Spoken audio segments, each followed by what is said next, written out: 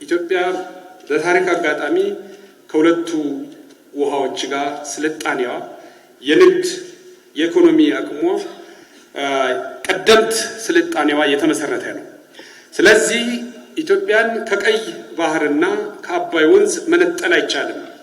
አሁን በአባይ ወንዝ ላይ ያለውን የፍትሃዊ ተጠቃሚነትን የመብት ጉዳይን እያስከበርን መተናል።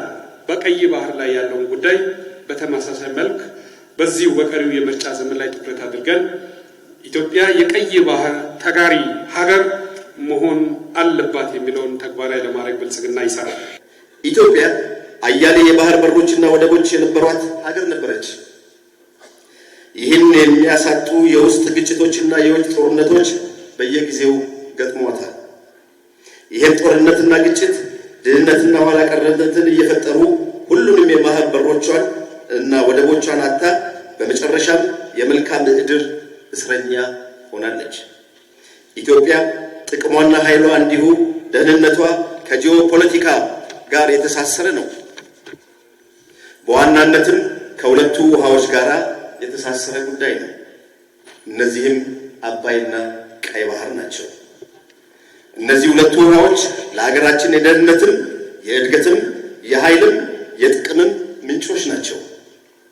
የሀገራችን ድንበር ከውሃ ጋር የተሳሰረ ነበር። ነገር ግን ሀገራችን ድንበሯንና ግዛቷን ማስጠበቅ ተስኗት በተጽዕኖ ተንበርክካ ግዛቷን ዋሾ የባህር በር አልባ ሆናለች። በዚህም ጥቅሟንና ኃይሏን ደህንነቷን አሳልፋ ሰጥታ በሌሎች ላይ ጥገኛ ሆናለች።